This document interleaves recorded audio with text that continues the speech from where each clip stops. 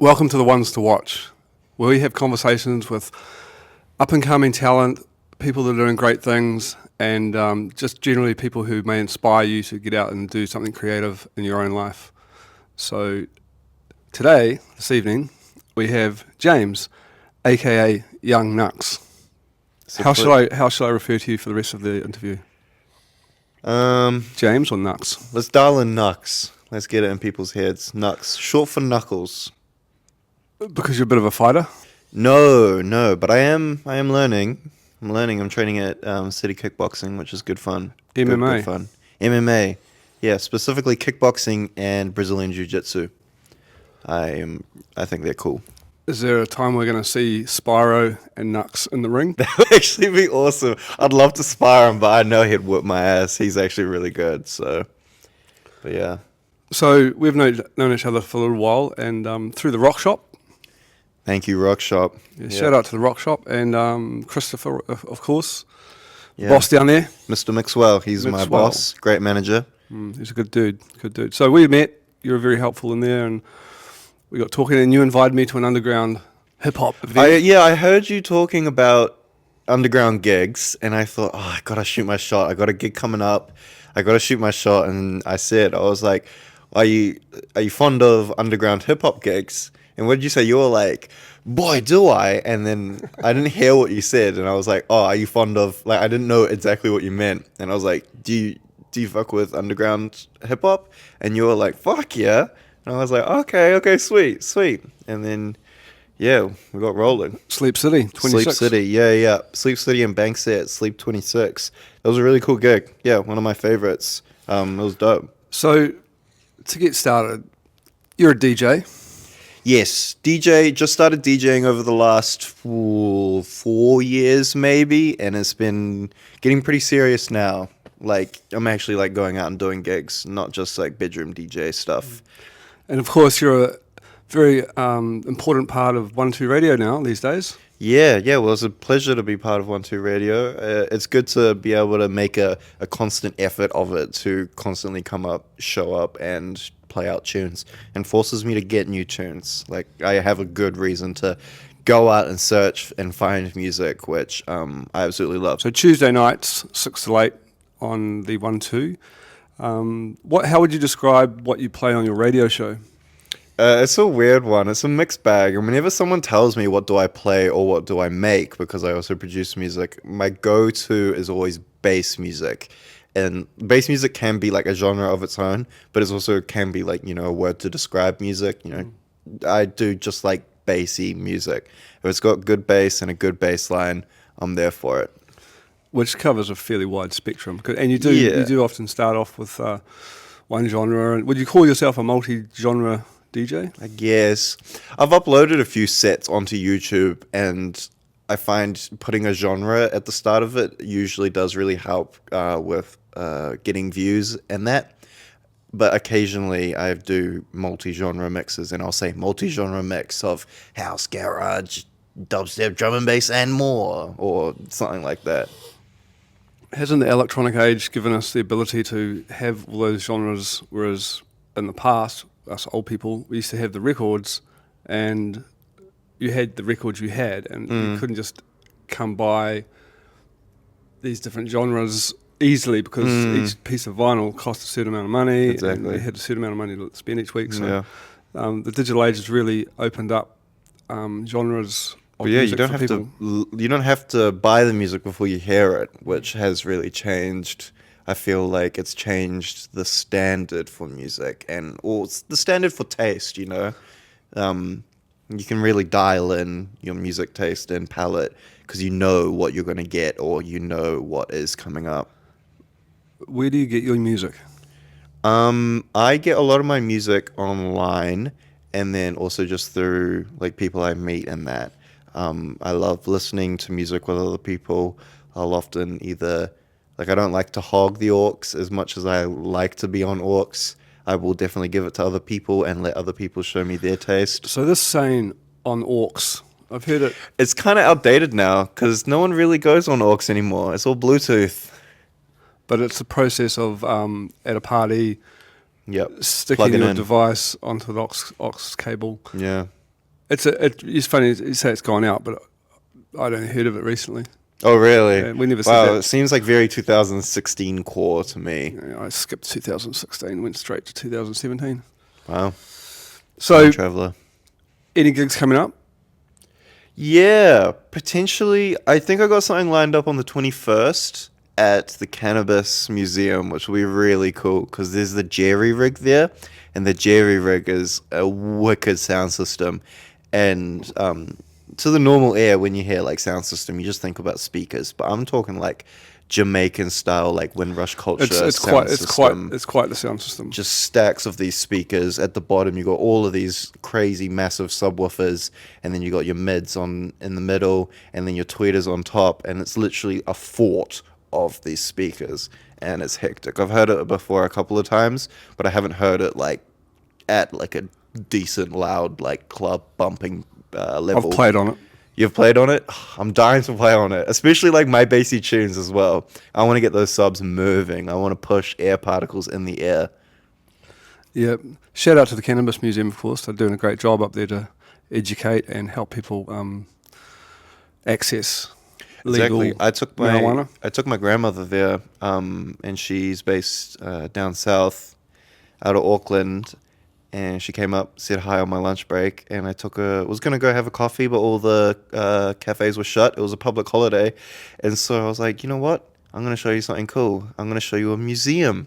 And didn't tell her what it was. And then we walked in, and boom, you get hit with the smell. And she's like, are we in a church? And I was like, yep, this is a church. In a way, this is actually no, it is. It's a whole church. Yeah. And a holy It's a place place for of worship people. for some people now as well. Yeah. Yep. Refer to yourself as a producer first before a DJ. DJs are cooler, so I don't know. Do you think? Yeah.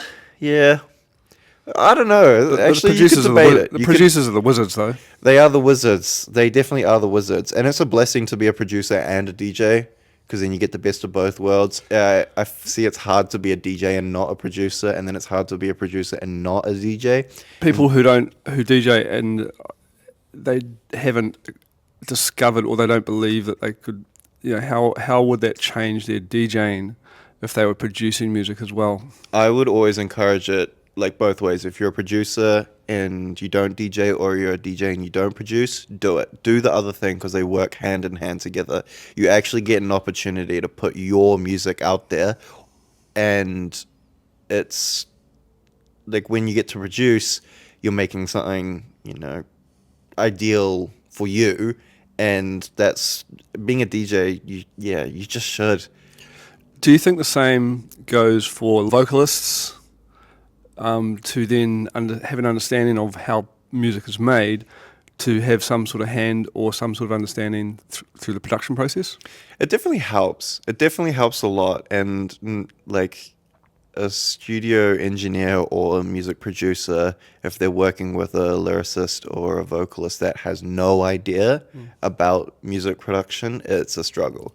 It is hard. And I always suggest to people just tap on a keyboard to get some sort of understanding. If they can have some input into a piece of music, they're going to understand it so much better. Totally. Even if it's just a small piece that they can resonate with. Totally.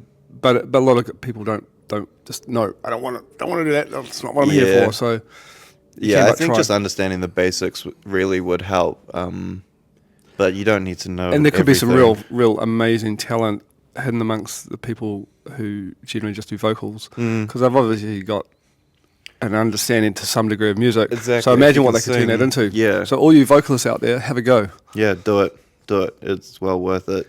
So with you're pretty good at pumping out music. A lot of it doesn't see the light of day, though, I think. Yeah. Yeah. I try. That, yeah. I think has a radio show help with that? You get to air some of that stuff that you're... Totally. Especially a lot of stuff where I sample something and I know I'm not going to be able to get away with putting it out there just for like copyright problems or whatever. And then YouTube comes along and... Exactly. And gives me a slap on the wrist. Me a slap on the wrist. Yeah.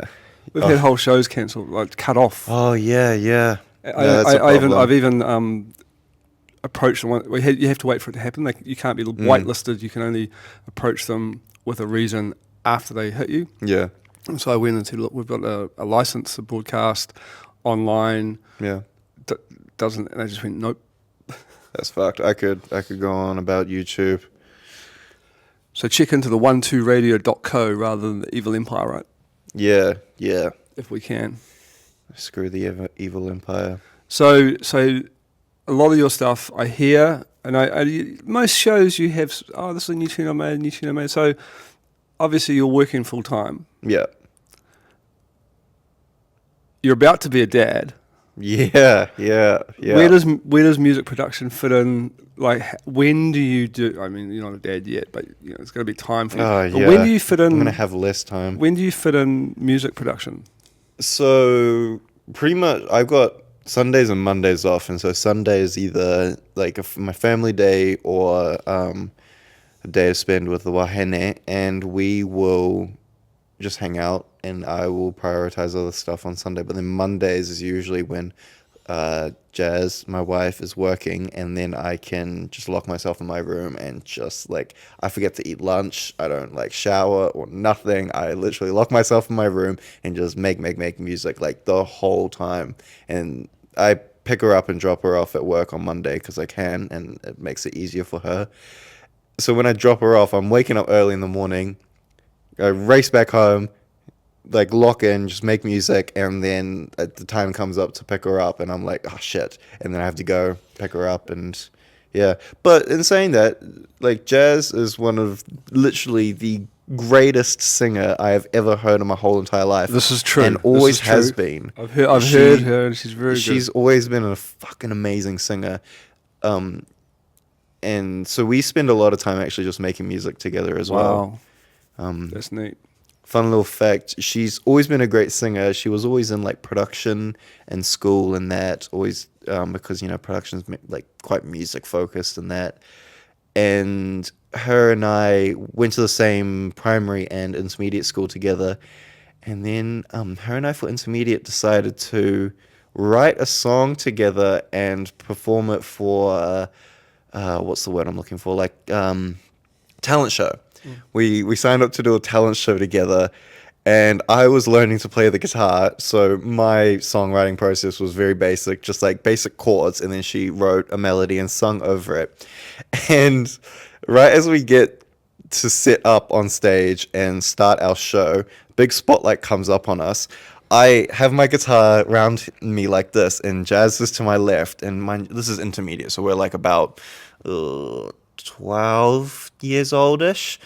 I then grab the guitar, go to swing it around, and I smack her with the head of the guitar, boom, right in the face. Everyone gasps. The spotlight then dies out, and the presenter comes out, and he's like, "Oh, technical difficulties. We'll be back with you in a moment." And it's been an ongoing joke forever since. Did you actually perform that day though? We did. We then I then sacked it. I was like, "Holy shit. I'm so sorry." And then she was just immediately turned over, a hand covering her face, super embarrassed. It would have been so fucking embarrassing. And I didn't know what to do. And so I spot my parents in the crowd, and I just ran up to my parents, and I was like, "Guys, what do I do?" And they're just cracking up. They were just laughing. They were like, "Is she okay? You need to go and check that she's okay." And yeah, she was okay. And then we ended up performing. We didn't end up taking the win away, obviously. What sort of song was it, just out of interest? Oh, fuck knows. You playing guitar, her singing, just yeah, ballad type would have been thing? 4 chords, on loop. I wasn't a great guitar player. So you weren't boyfriend and girlfriend at the time? Nah, Just we mates? were just friends. We were friends through primary school and intermediate. We actually lived not too far from each other. She lived just down the road. And our mothers were somewhat friends. And then I fucked off to a different school, and we didn't really talk to each other. And then I was going to spend my last year at school with at this new school, and bumped into Jazz in the mall, and I was like, "Hey, long time no see," gave her a big hug and that. And then I was like, "Oh, what are your plans?" And she's like, "I'm actually going to this school for my last year of school." And I was like, "Me too." And then we got close together through school, and then fell in love, and have been together ever since. And about to have a baby. I'm about to have a baby, yeah. And yeah, just got married a few months ago. So a few changes happening in your world, eh? Yep, big life changes. It's And then how long you been at the rock shop? not long. Yeah, so there's lots of like changes. like 2.5 months. Yeah, So big changes Yep. in young Knux's world. yeah. But you Along with like all these changes, like DJing has been like a massive thing. Like But taking you this seem fairly DJing well thing pretty grounded. seriously. You seem fairly well grounded. Yeah, you think? Yeah. As in, like, what does that mean? Well, you don't seem to get spun off your course too easily. The wife would probably disagree, but yeah. Do you manage stress? No, I got anxiety. Yeah, but we all get anxiety. Yeah, It's just whether it shows or not. yeah, exactly. I don't think it shows, and that's because I used to spend all my school days smoking weed and pretending not to be stoned in front of my teachers and that. So I'm pretty good at masking. And There you go. All right. So back to the music making though. yes, What is your process? You talked about your process. You go and lock yourself into the room, basically. Yep. How do you start? Do you start with an idea? Do you start with a particular instrument? Do you start with chords? Do you start with beats? yeah. A lot of my I wouldn't say I'm. If we want to get technical, I wouldn't say that I'm really a music producer, and I'm more of like a beat maker, and I'm wanting to get more into like the music production thing. What's the difference? A music producer understands music theory for a beginning, and then also how like progression really works, and then different, like if you've been playing like these this chord 1, 2, 3, and 4, then you should know that maybe also 8, 7, and 6, and then 2 work really well together after that in like a bridge section or something like that. I don't understand that shit at all. And things like taking the bass line, the root note of the chord for the bass line. Yeah, that kind of stuff. But that's what we do. But we sort of do that naturally, though, right? Don't we? Yeah, totally. And I'm wanting to learn that more. After time. Yeah. But so my process is definitely like either finding a sample or writing something down that I really like and kind of turning that into a sample and then just putting a beat over it and finding other elements that work really well with it. It's pretty piss easy, like. And this is partly why we're talking today, because we want to encourage people to take up these pursuits, right? Because a lot of people out there, they think, oh, that's too technical, it's too difficult. But if you can work your way around a computer, no, totally. Yeah. you know, that's enough to get started, right? Exactly. And you got to start somewhere. You're not going to be the next Metro Booming or the next Kanye West within like a week or a month or even like a year. Like my music is the way it is, and I've been producing since I was a little kid. But that's a really good point. We have to accept where we're at. Yeah. There might be sounds that we're trying to emulate or artists that we are inspired by, but they do their thing because they're them. Yeah. And then I used to get upset because not upset, but I used to think, oh, that's not what I wanted it to sound like. Yeah. Well, that's where you're at, buddy. Yeah, exactly. And just be happy with that. And then I learned to be happy. Remember, everyone is on their own the other path. night we opened up some files of some of my really early tunes. Yeah. Cringe. No, I was there. You played Yeah, I know, for you a second, and then you're like, never fucking mind, and closed it. And I was like, I didn't want to say anything, but I was like, yeah. Yeah, but if we all went back to our first recordings, right? Yeah. It's but that's everyone has to start somewhere. So my hope with these talks is that people will actually have a go and ask people around you if you don't know something or don't know how to get started, right? Because did you have someone like a mentor or someone to help you out? Nah. Like no one in my close immediate family is really musically talented or like gifted or into music making or singing, playing an instrument or anything like that. But I do have a side of my family that's a bit more distant that is like heavily into music, more like the churchy kind of side of things. And they were brought up with it, but I never really had them that close around me. My mentor was definitely just YouTube tutorials when it comes to learning. It's amazing, So many YouTube tutorials. It is great. Like just having other people and learning from a bunch of different people, you know, about music production and that kind of stuff. It goes a long way. And yeah, bless the internet for that. Like so good to be able to learn. Bless the internet. Yeah. And it's free for people to It's free. to learn, which is Got to good. watch an ad here and there if you don't use ad blocker or premium? or premium. I don't have premium. You have premium? Fuck, I'm not paying for YouTube Premium. YouTube sucks. So what other interests do you have? Or you've this music thing's been going for a little while, but Yeah. obviously you haven't always been. This production things are. When did you actually start production, like electronic production, as it were? I started taking it really seriously when I was about like 15. No, like 14. Oh, yeah, preteens. Like preteens, I started taking it seriously. Like 13, 14 maybe, and I was literally just doing stuff on GarageBand on my iPad. That's all I had. But like I knew you needed decent monitors, so I saved up and bought decent monitors, decent headphones, and then a MIDI keyboard. And I grabbed myself a Focusrite iTrack Solo, and it's like a normal Focusrite, you know, the little red boxes that you see. But it was silver and it would plug into an iPad. And that's what I used to start off with. But before that, like when I was just mucking around, I'd play GarageBand on my mum's Mac when I had the chance to. Just putting together loops and stuff. Yeah, definitely. It's a great way to start, though. Totally, It teaches you a lot about structure and arrangement, how much you can that fit kind of into stuff, things. what does work with what. Yeah. And what are you using now in terms of software? Because I am still... I've tried my whole life to spend as less as I can about music, and I'm now just realizing that maybe it is worth spending a little bit more. But now I use Reaper on my Windows PC, and Reaper's fucking amazing. It's actually really decent. It's the best software I've ever used, and yeah, it's just my gaming PC that I purely built for gaming, and then I was like, I can make music on this too. So you enjoy your gaming? Yes. Still play? Yes, every chance I can get. What's your game of choice? Oh no. Do I out myself or not? Yeah, go on. It's not League of Legends. Nah, I've been jamming a lot of GTA 5 with the release of GTA 6 coming out soon. So that's pretty exciting. Grand Theft Auto has always been a big part of my life.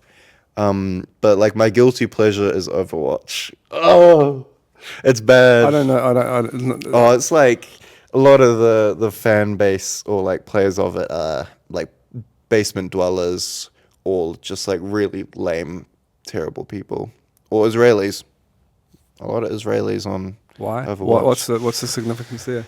I don't know. Something's appealing. What's the premise there. of the game? A 5v5 hero shooter is what they call it. So instead of like picking classes like assault, sniper, that kind of stuff, it's like these characters and heroes that have... I can't believe I'm explaining this. It's like, yeah, these heroes that have their own special powers and they look different and they've got their own backstory in that. But it's cool. But cool. But I'm amazed. Like even Tej, like he started streaming. Yeah. I said he's obviously a significant gamer. Like people, he'll have hundreds of people watching his stream of him playing games. I'm like, not being a gamer, I don't really understand it. Yeah. But it's all ages, man. It's interesting, the whole streaming business. Yeah. I find it's less about the game that you're streaming and more about the character that is streaming. It's definitely like people attaching themselves to the streamer and being able to talk with them immediately like that. I like grew up with YouTube, not live streaming, but like videos, and there was certain YouTubers that I watched as soon as they dropped their videos, and I was so attached to them. I was living vicariously through their lives. And this is me like 12 years old or something like that, you know, young kid. But I loved that. But fuck, if I had streaming around back when I was like that, oh fuck, I would have been a gone man. I would have been so invested in it. Still in the basement. Yeah, literally. So what's the problem with the internet these days? What's the problem? Yeah, if there's a well, a lot of people The lack of education. around what? Just the internet as a whole.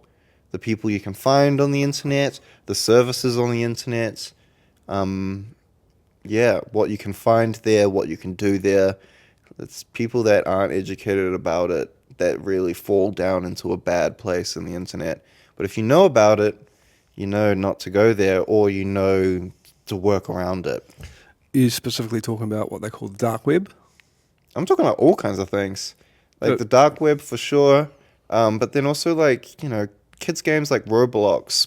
People are really uneducated about, and it's a game targeted for kids. But there are some real creeps on there, and some actual like predators and bad people on that game. So this whole discussion / debate around the world about limiting teenagers from the internet, what do you think of that? It's never going to help limiting. Taking away something's never going to help. You look at like, this is a bit more up your alley, when like synthetic cannabis got taken away from New Zealand. Became a real problem, As soon as you take something away, you're putting it in the hands of something that you can't control, and then it goes fucking crazy. What do you mean more up my alley? I would have been like 5 years old when that shit happened. I skipped that whole thing. I didn't really know what it was about.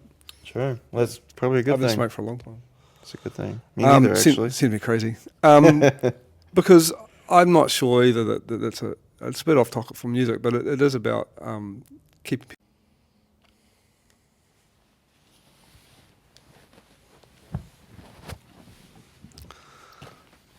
So here we are. We've finished our talk about the internet. It's Now, the internet. Stay off the internet, kids. It does play a big part in my life. I do spend too much time on it.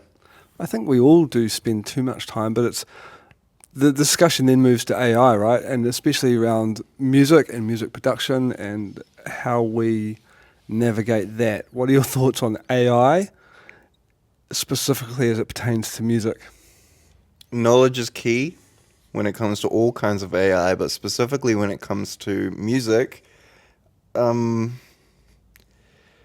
If you're using AI in your music, what the fuck are you doing?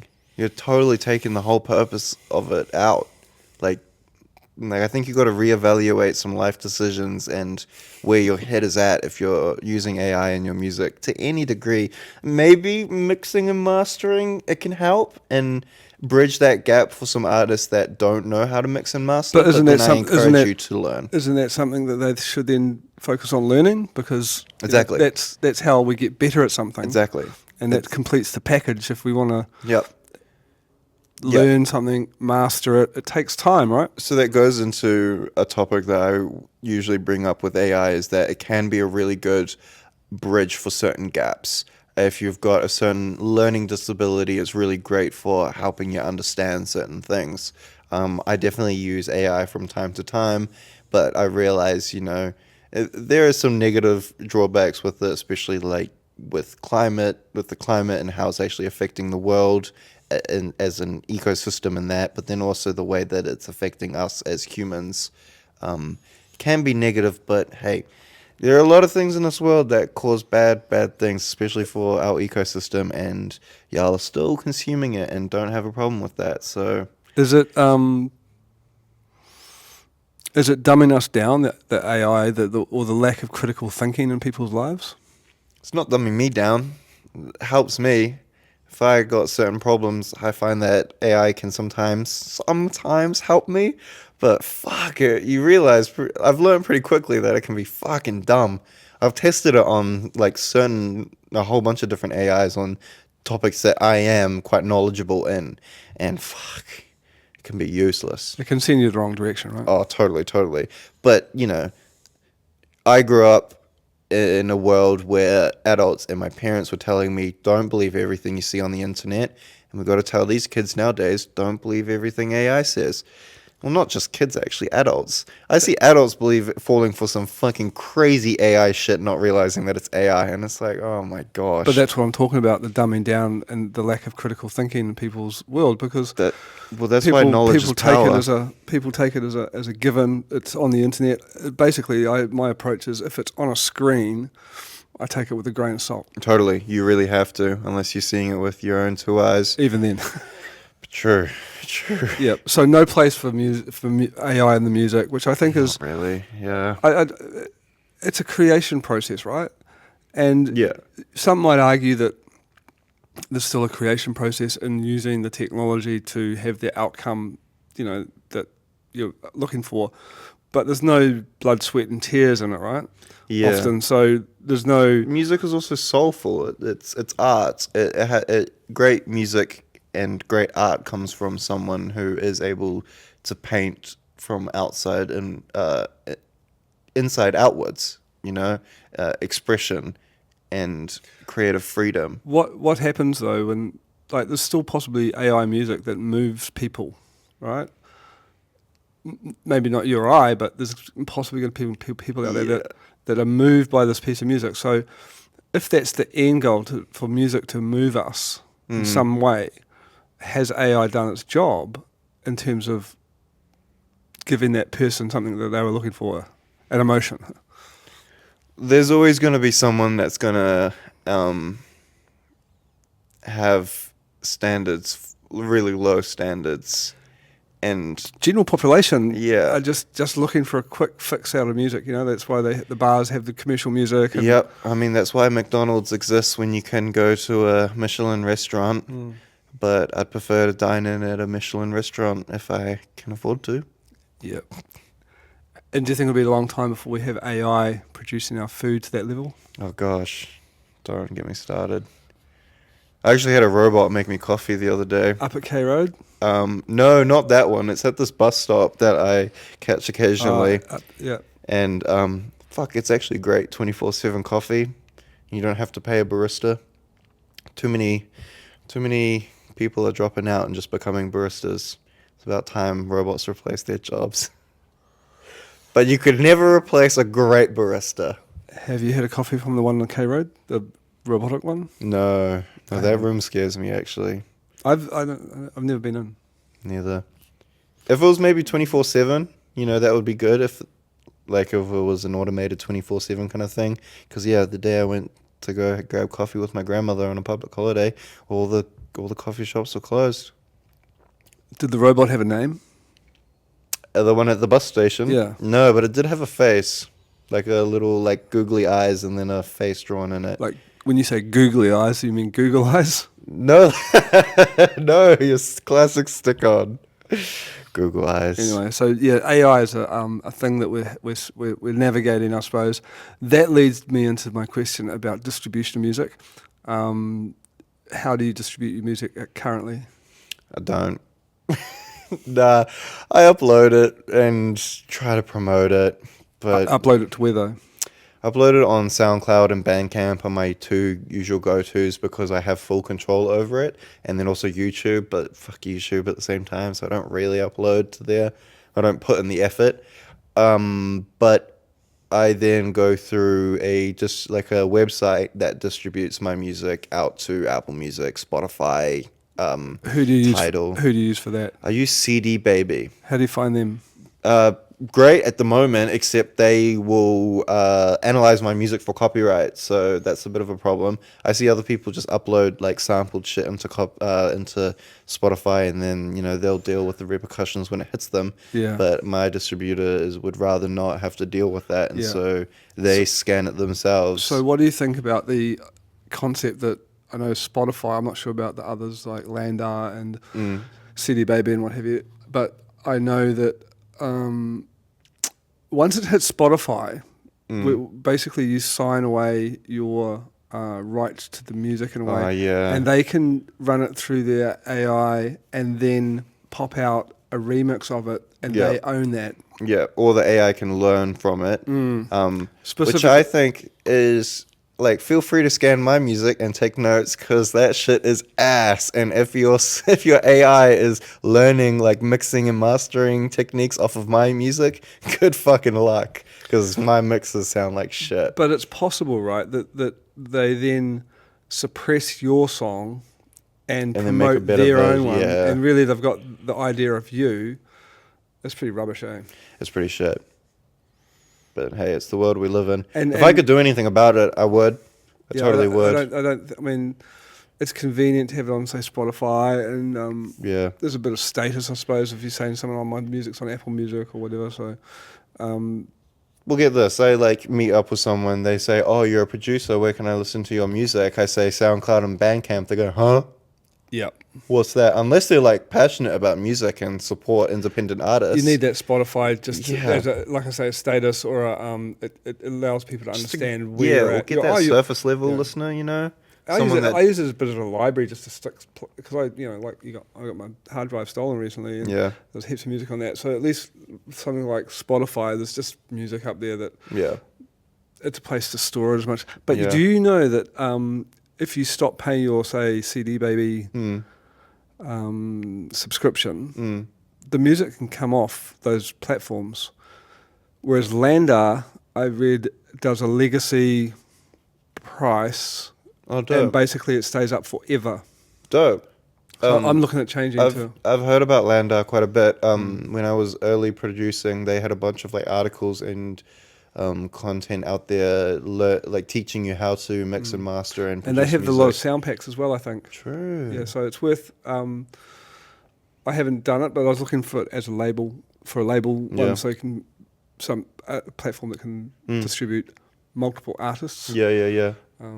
But yeah, it's a tricky thing to navigate. But do you think most of us just want to produce music, man, and we're not really expecting Yeah. to get rich off it? And it's just we want to Yeah. get our Just music for out there fun. some way, and Yeah. if it hits a bump along the road, doesn't really matter, you know? Yeah. I don't know. Well, I'm trusting that I blow up one day and then all of a sudden millions and millions of streams and followers, and then I can just do whatever from there. Mind you saying, you said my subscription for CD Baby, I'm pretty confident that I actually don't CD Baby. You pay one time and it's out there, which is, great.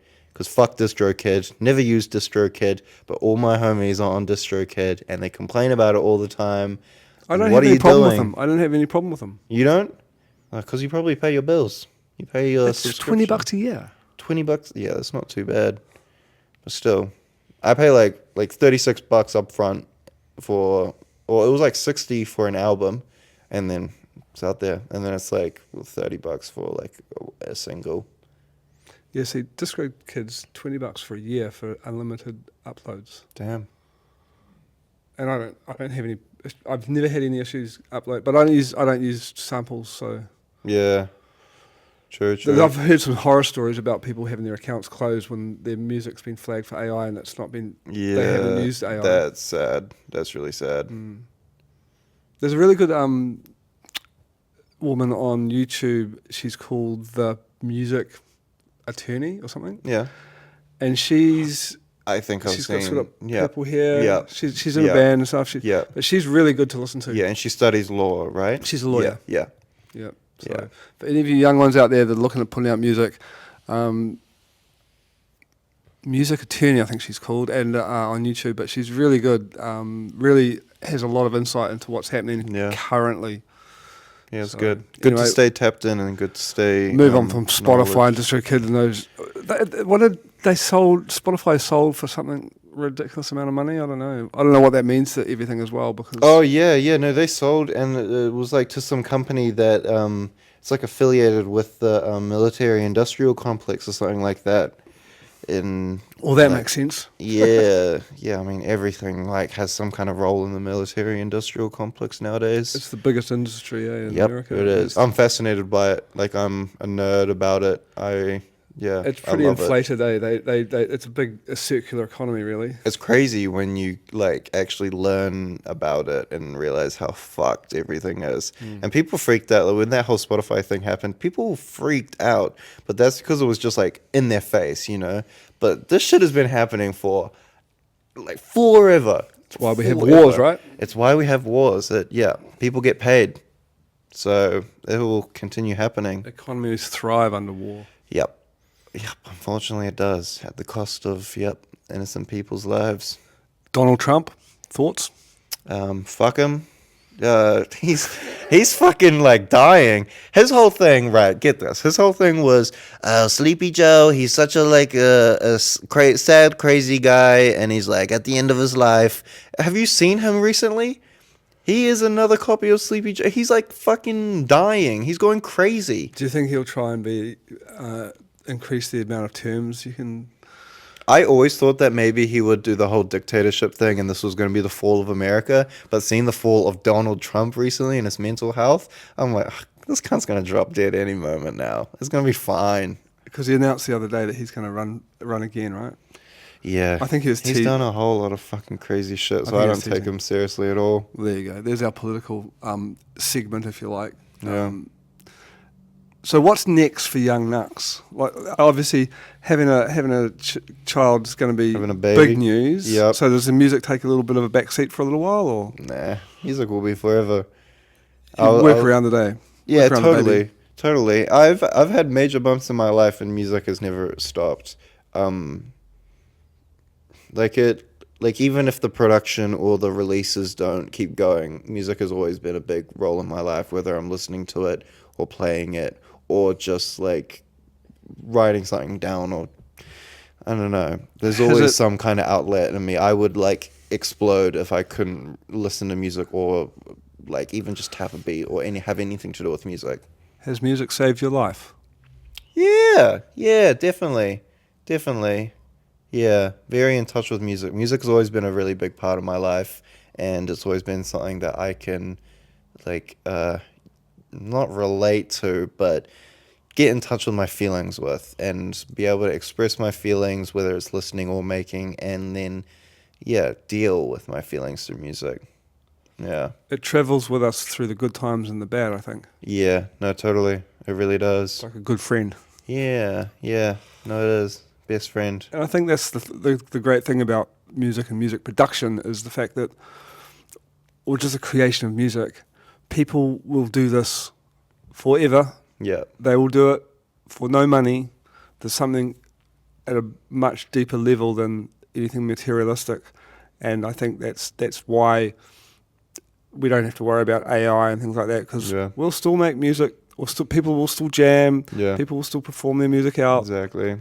You know, and I think maybe part of the trick is to always encourage people to go and see local artists and support these local artists, because everyone enjoys music. Yeah. To some degree. Yeah.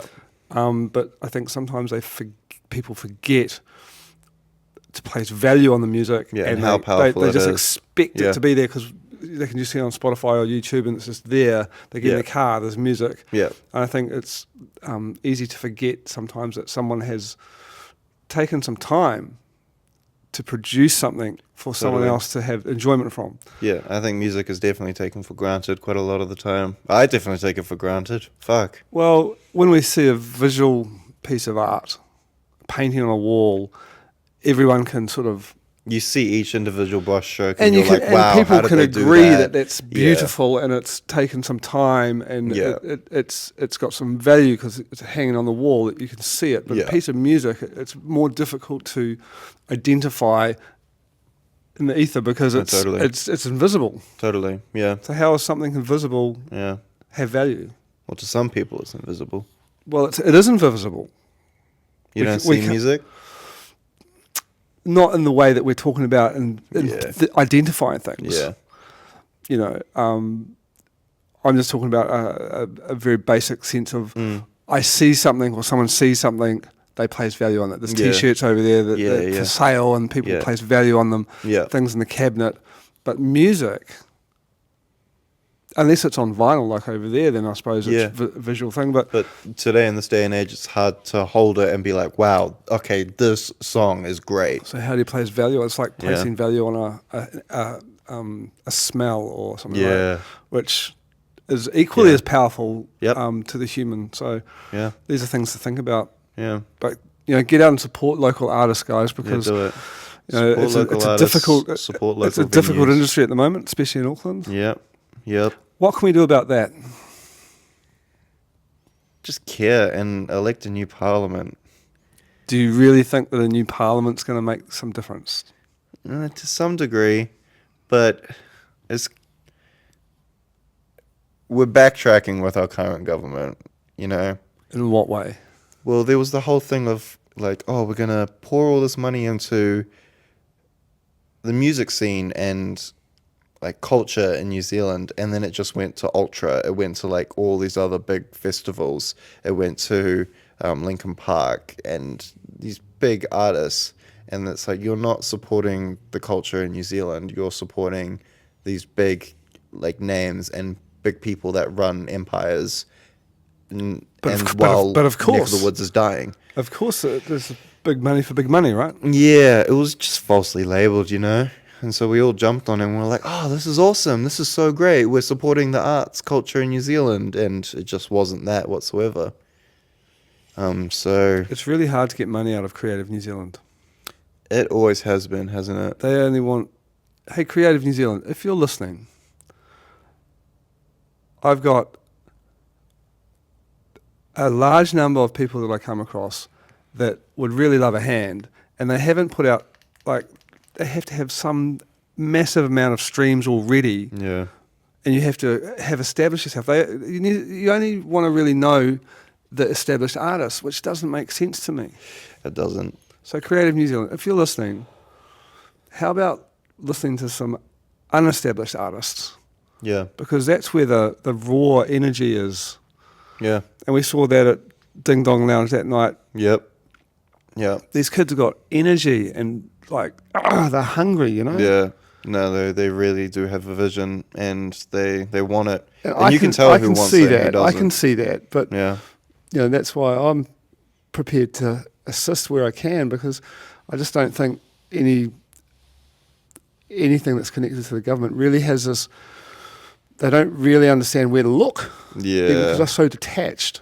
Yeah. They need inside soldiers, people inside the scene. So get your stuff together, Creative Yeah. New Zealand. So more production, working a few people. So you've worked with Tommy? Yeah, I'm currently really close with Tommy, and he's great. He matches my energy. He matches my freak. It's good. Like, when I like remixed a song of his. He loved it, and then we've been going back and forth, wanting to make more stuff in the future, and then we finally got around to doing more stuff. And I was like, "Fuck it, just come to my crib. Let's make something." And then he didn't. I ended up sending him a beat. He rapped on it, and then sent me the beat back and the rap. I tried to put the rap on top of it, and this is when I realized that it would really work out. I listened to it, and I'm like, this is not it. And I've heard his stuff. I like his stuff, but I was like, this shit is not great. And I messaged him, and I'm like, hey, dude, you can do way better. Come to my house, come to my studio, and let's make it happen. And then we did. He gets there, and then I'm like telling him, I'm like, dude, this song has got like way too much energy, and you're giving me like this like low energy thing. I need you to match it, and I need you to fucking go crazy. And he was like, oh yeah, okay. And I'm like, fuck my neighbors, fuck everyone else. It's just you and I in this room. Lock the fuck in and just fucking feel the music and get into it. And he fucking did. Like, from then, the ball just rolled, and it kept rolling, and yeah, we've been just smashing it out ever since. Do you think it's important for the artist to be in the studio? Like, because obviously, if you have a file and I have a file, we can blend those files together, right? Yeah, but then you're not collaborating. It's not really the energy isn't there. Yeah. Jinx. Wow. Yeah. No, you got to have that aura together, and that combined, energy of you two being in the room, or however many people it is, and being able to bounce back and forth. Because then he's hit me up, and he's been like, nah, I don't fuck with that. Don't do that. Maybe do something like this, or like, can I get more of that instead? And I'm like, yeah, by all means. And do you find that it's best to start from a bit of a blank canvas, or I know you worked with Quartercast the other day, and you already had some tracks lined up, right? How did that work? And as opposed to almost starting from scratch, and the artist being in the room, and it doesn't always happen like that, obviously. But would you prefer them to be in the room when you make the beat and feeding off them? I know what Tommy likes, right, and what he wants, and he likes my sound. I like his sound, and so it works. Like, naturally, I'm able to just smash out some beats and whatever and play something to him. And every time I have sent him something, he's like, yes, that's amazing. I want that. Yeah, like every single time he's been like, yes, yes, yes. To And all he of can those just jump beats. on it. And he'll just go crazy on it. But with Quarter Castle was interesting because I didn't have the time and the availability to work from the ground up. But him reaching out to me, I could tell he was already trying to get outside of his comfort zone. And then he said he only really goes on these kinds of beats, which was completely different to what I make. Yeah, what do you do in that And situation? he just pushed his boundaries and he fucking tried. He tried It's really tricky hard. when and it was someone good. comes into your studio and you give them a few selection of a few beats that you've got lying around, Yeah. and they go, "Oh yeah, but could you do it like?" I was really afraid he wasn't gonna like any of them, But, you know- and he did. He there were a course he did. couple. There were more than a couple that he said he actually liked, and then he ended up being like, "No, that's the one." Okay, like because we went through the ones he liked again, and he's like, "That's the one.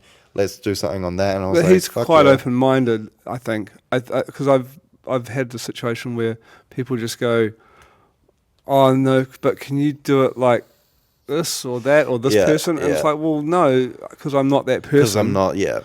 I always sort of at that point say it's just a kick drum and a snare, man. Like you know, Yeah. get on the beat, because I've had artists come in that they just go, "Give me anything," and they just bang Yeah, yeah. over the top of anything. They just give them something. Yeah. As long as it's strong, Yep. they'll adapt to it. Yeah. Another real great one. So, but I always like when we start talking about what a snare sounds like or what a hi-hat sounds like. I Yeah. think we're missing the point. Yeah. It's like, oh, you want to be the producer now? Well, Take a so seat, take how a seat and important try, is that thing? yeah. Because what I found is like no one really cares what the kick drum sounds like. No. At the end of the day, So if we're picking about little things like that, I think we sort of missed the point. yeah.